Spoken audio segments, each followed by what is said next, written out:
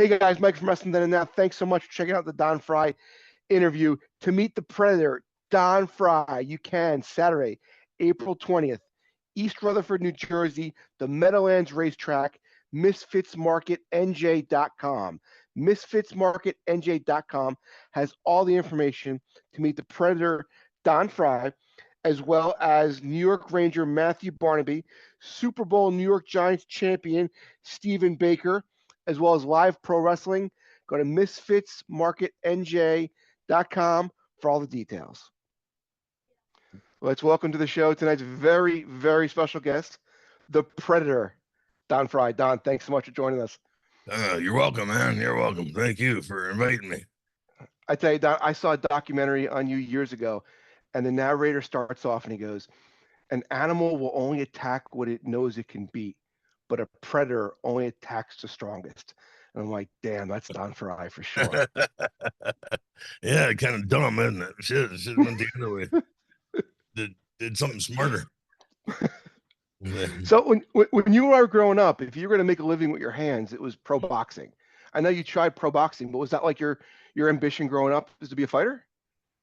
My ambition growing up was to be a world champion, have a belt, a world championship belt, whether it's in, pro wrestling, pro boxing, whatever, whoever's handing out the pro belt, I was going to do it.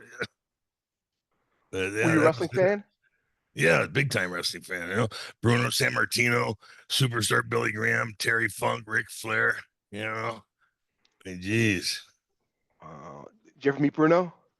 No, I did not. That's the only one out of the four I named I didn't get to meet. Shit. I met Bruno at a restaurant with my dad. Yeah, it was amazing because Bruno was my dad's hero. So my dad's my hero. So I got to meet my dad with his hero. It was just a cool moment for me. That's Bruno cool. was such a gentleman. Oh, he put his you don't want to bother someone when they're eating. He put his fork down and said, "Please come over." What a class act Bruno Sammartino was. Yeah, that's great. You meet somebody like that, and it makes up for all the assholes that say, hey, I'm eating, go away, stuff like that. Like, no, these people are your fans. They're the ones who put the fucking food on the table. Right. If it wasn't for them, you wouldn't be able to be eaten. Yeah, you're right. Speaking of class acts, I'm a former independent pro wrestler. I've been on shows with Dan Severn. Gosh, I don't know, 20, 30 shows. What a salt to the earth, what a down to earth, humble guy. He came on the show for me as well. Talk to you about meeting Dan Severn. Dan's great. Dan's just like you said, salt of the earth. You can't say enough good things about the man. I met him at ASU. I went to ASU, Arizona State University, and he was the assistant wrestling coach, underneath the great Bobby Douglas. And Dan and I just became friends, and then I became friends with his brothers, and it's this really cool situation. Now, you helped train Dan for UFC 7, correct? No, I didn't help train him. I was a stowing dummy for Ultimate One. Okay. Yeah, because he had you get all these people back then, probably now still too, who are going to walk in and be the next greatest thing and blah blah, and then they have one workout and you never see them again. And that's the situation Dan was in. He couldn't get ready to work out with him, more than once. And so he, I had called him up a few months earlier, because I saw him on TV. I said, "Hey, Dan, it's Don Frye. You remember me?" He's like, "Yeah, what you doing, boy?" And I said, "Can you get me in on this stuff?" And he says, "Yeah." So he got me a few fights across the nation. And then when he was coming out to Phoenix to train for the first Ultimate, I wanted the opportunity to work out with him and learn some stuff. And so I was a fireman, and on my days off, I'd shoe horses. And so I arranged my schedule, to where I could go up there for a whole week and work out with him work out for a week and then go back to work, then come back and work out for another week, go back to work, and then like I said, I was this teeth throwing dummy. Had you actually get your foot in the door for UFC 8? From Dan. Yeah. Yeah, Dan won Ultimate One and introduced me to Bob Meyerowitz and Art Davies. And then shit. That was in December of 1995. And then we both had a fight in Kellogg, Michigan at the Battle Creek, Michigan. I'm sorry, Battle Creek, Michigan, to Kellogg Arena, and we on New Year's Eve that year, the 95-96 New Year's Eve, and we both had a fight there. Mine was for the World Heavyweight Shoot Fighting Championships, and his was for the World Super Heavyweight Shoot Fighting Championships, and we both won. And then a couple weeks go by, and I get a phone call from the UFC to ask me if I'd want to do their show in February. I said, well, sure. So then I started training hard. Yeah. Speaking of training hard, how do you prepare for 7 other fighters? You're not just training for one fight. Like mentally, do you watch tapes on all 7 guys? Like, There were what is no the tapes process like back that? then, man. We're Yeah. talking 1996. Right. I mean, the internet was just getting started. There's Right. nothing. What you have to do is find out the styles of the guys coming in, and then you would go and learn about the style. Do you watch the other fights that night? Like, what does in between fights consist of? No, not. No, you usually stay hidden away inside your locker room area, because it was kind of wild and woolly back then, with the Brazilians, and Tank Abbott's crew, and so you didn't want to get out there and get caught, in the hallway or in a bathroom all by yourself, or you may not be coming out for your next fight. So Does someone run in and say, "Okay, you're fighting so and so the next round"? Is that you you just sit just there and pay wait? attention. No, you just pay Wow. attention to what's going on, Yeah. on the cards, you find out, okay, well, this guy, you've got the brackets, you got 8-man bracket. So obviously 4 of them are in yours. And so you just say, okay, these guys fight, or this guy won, this, so, Right. so For something like that. it's For something simple. like that. I Right. mean, I've been doing wrestling my whole life. So, Right. Right. I'm not asking dollars and cents, but do they bring in, you get X amount for round 1, X amount for round 2, X amount you for got, round 3, and then you got $500 to walk through that cage, that first round, $500, and then the second round, I think it went up to $1,000. If to go through there, if you don't win, I mean, right. obviously, if you win, you get the next, you go to the next range. Right. Right. I Right. think. Let's see, what it's 8-man tournament, and it goes down to 4, and it goes down to 2, and shit, it's $500.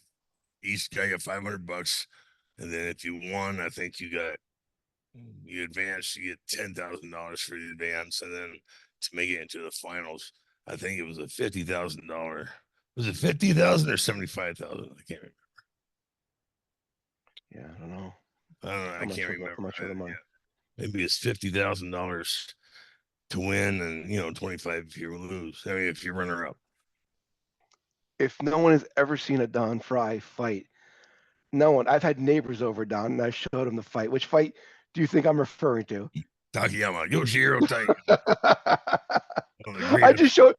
I legit just my wife and I have 3 kids. My youngest was in the room. I told my youngest, "Get out of the room. I want to show mommy something." I just showed my wife. I said, "Look at the guy I'm having on tonight, man." What a hey, props to him, man, because he took a lot of bombs. God bless him. Yeah, God bless him. I'll tell you what, that's a man right there. That is a man. Because Yeah. my whole body hurt, from that fight, because just the way the contacts, hitting here, reverberating to the wrist, to the elbow, to the shoulder, going down all the way down to your heel. You just feel every punch, and you could hear them in the arena. Right. Yeah. And that was not a Talk. quiet arena. No. Oh no.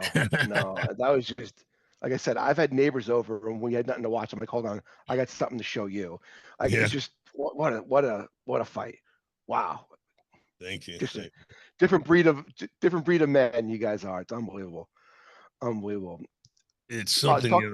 unfortunately, he broke his neck in a pro wrestling match. So, he's a quadriplegic for the last Oh 20 no. years, it's not fair. That guy does not deserve it. I mean, I'm sure there's a few billion people on this planet that deserve it, and not him. Right. Oh, that's I didn't know that. That sucks. What can you tell me about Tank Abbott? Thanks, fucking asshole.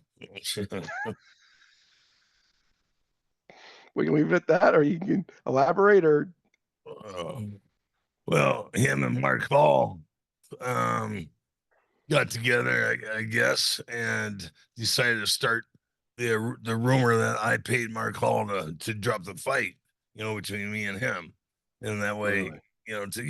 yeah. So I didn't know that's any that's season. that's the way I see it, because Hall said it. The next thing you know, Abbott's right there by his side saying it. And it's like, what the fuck does my fight against Hall have to do with my fight against Tank? It's like blaming the failure of your third marriage on your second marriage. You know, Right. but it has nothing to do with one. Well, you beat Tank, so Yeah, you're you damn got right. so you And got I that. beat Mark Hall too. Did promoters ever come up to you for a fight versus you versus Dan? No, it was supposed to. Um, After I won the ultimate two, in '96. Dan was the world heavyweight champion, and the winner of the tournament was supposed to fight Dan for the title, but I broke my hand against Tank Abbott. So I had to sit out 6 or 8 weeks, whatever it was, for the heel. I think 6 weeks for the heel, and then the fight that was December 7th, and I think the fight was in February sometime. And so there's no way for it to heal and then get into training and be there. And which is, I'm fine. I'm glad, because I didn't want to fight Dan anyways.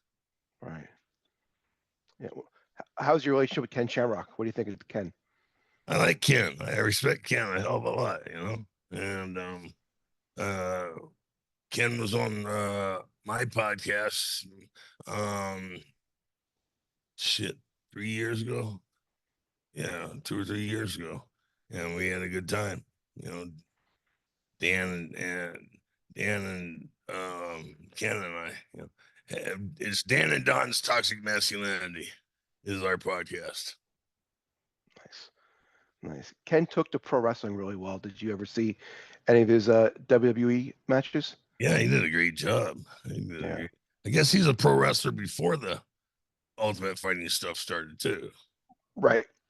Yeah. Yeah. So how'd you get hooked up with New Japan? Um, the late great Jeff Blatnick. You know, um, Brad Reagan's he was friends with Jeff, and Brad took fourth in the '76 Olympics in Montreal, and then he was the number one guy for the '80 Olympics, and which dipshit pulled us out of, and then he trained Jeff for the '84 Olympics. And so when Jeff won the gold medal, and Brad, he he wrestled for New Japan Pro Wrestling then, and so he had a real tight. He would train people for um pro wrestling for the company. So they called him to find a UFC fighter who wasn't wasn't completely nuts and could get along with people and didn't have a gigantic ego and wouldn't mind, doing jobs here and there. And so Brad called up Jeff, and Jeff recommended me. The average kid who watches wrestling in 2024 has no idea who Brad Rheingans is. That's a shame. He was Yeah, he was pretty big, he was pretty big in the States too, and just a badass. He yeah, was a real yeah. deal, Brad Rheingans. He How is. was he as a guy? As a guy, he's great. Yeah, He's yeah. great. I never Yeah. met Brad. Oh man, you should try to get a hold of him and put him on the show. Oh, I'd love He's to. Yeah. Brad's just he's an introvert, so it'd be like like send somebody to the dentist office to recording that, you pulling teeth literally. When I was doing a little research on you, it said that you were also trained by Curt Hennig. Well, Curt was good. Him and Brad are best friends, Okay. so Curt would come in, and show us ribs and show us special, pro wrestling stuff, that Brad didn't ever do, because Brad was more like the fighting style, New Right. Japan style rather than the Curt Hennig Ric Flair style. Any funny Curt Hennig stories? Oh, every story of Curt Hennig's funny. Yeah, he was great, man. Hell, he'd rib the shit out of us. We were going to Japan one time, and I flew from Tucson up to Minneapolis so I could fly over with Brad and Curt, uh, with them. And Hennig H bombed me. He H bombed the hell out of me, and I don't remember anything until like 2 days after I landed in Tokyo. So I don't from when we sat down on the airplane to 2 days after being there. That's I don't remember a thing. How'd you take to pro wrestling? How did you take to taking bumps and? Apparently, I was terrible at it. Everybody called me Stippy.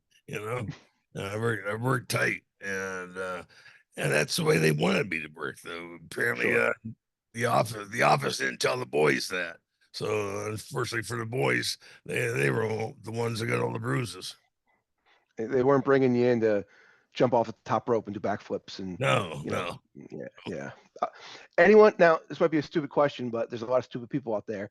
Anyone ever try you in pro wrestling? There's always he's in my business now. Let me see how tough Don Frye is. Anyone make the mistake of ever trying you?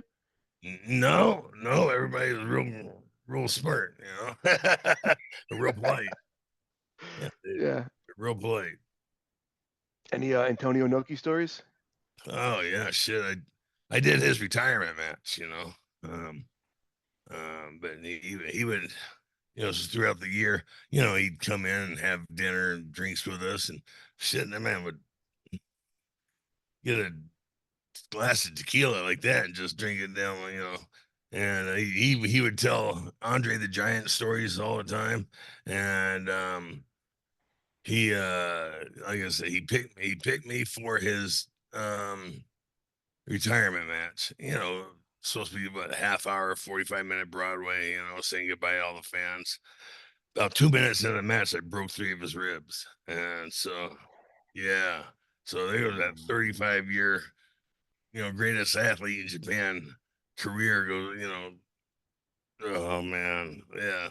They went that 1 hour Broadway bye to I think it was a 4-minute match because I broke them and then he tried going on, but he couldn't. They were too bad. And so he said, let's go home. I was like, well, what did I do? And shit. And when I found out that night I broke his ribs, I thought, oh my God, they're going to kill me. They're going to kill me. And I told my then wife, I says, we may not be going home, or you may be, and I won't be going. But I was nervous as a whore in church, all the way until we got to the airplane the next day.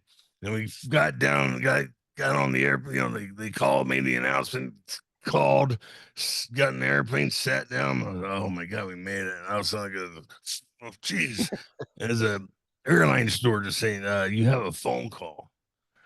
What? You have a phone call. So while this place is supposed to be taking off, they rent those things out $50,000, on an international um airport gate. It's $50,000 per plane, and they have to take off on time. So I get off the plane, answer the phone, see Inoki's on. He stops at a whole damn airport to talk to me. And I mean, that's some stroke, that's some stroke. And I thought, my God, they're gonna shoot me right here in the airport. He called How'd me you up and break said it? thank you. Oh, wow. How'd you break his ribs?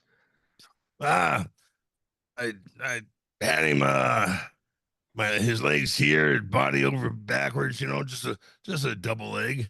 And I walked around with him, and I went jumped back, and I guess my head on my shoulders just popped him.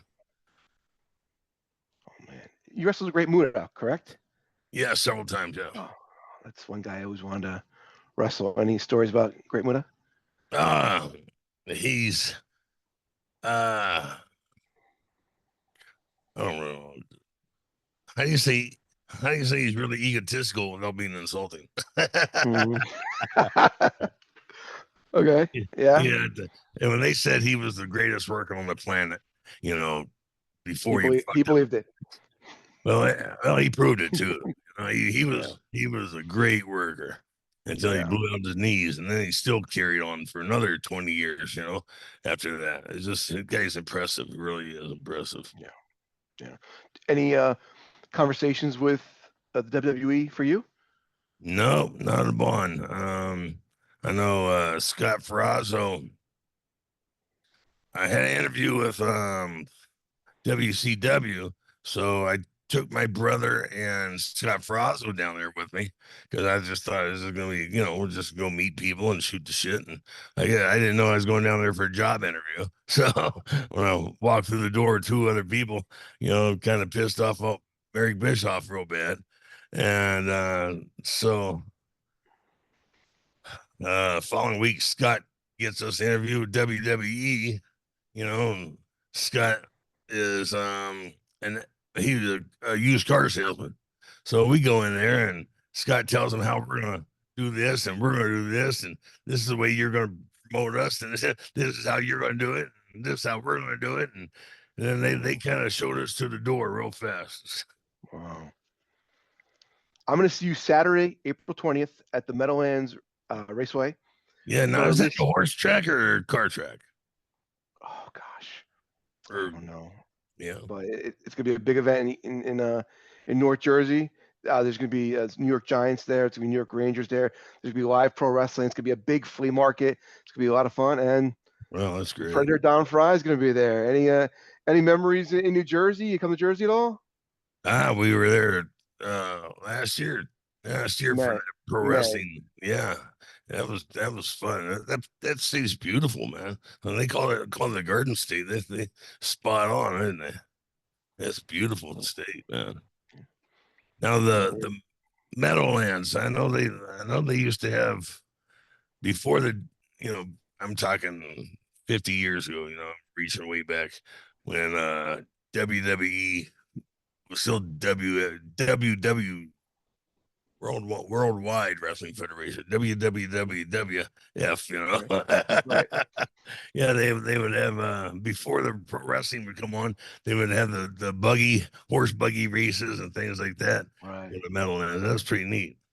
And then they'd have wrestling at the Brendan Byrne Arena. That was like my arena growing up. That was like the one I used to go to and watch Yeah. wrestling. Great arena. You can go on Yeah. YouTube and watch the old shows from there and see all the old greats. But How many times yeah, did you work there?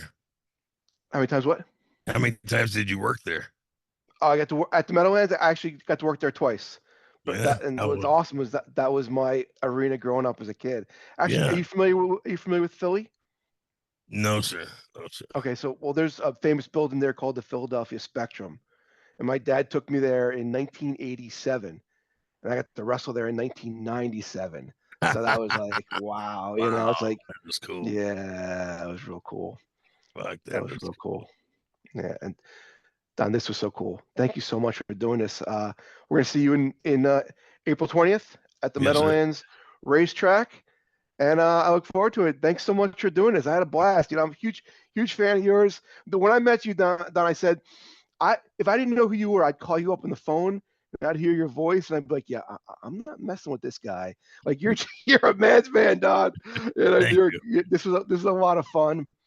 And Hey, I that can't was thank you enough. the title the Japanese gave me in Pride was Otoko Juku, and that's called the Man of Men. You know, There you go. the Japanese named me that. Awesome. Awesome. Thanks so much again for doing this. All I right, can't wait partner. to put it out there. I'll see you in April. See you in April, buddy. Awesome. Thank you.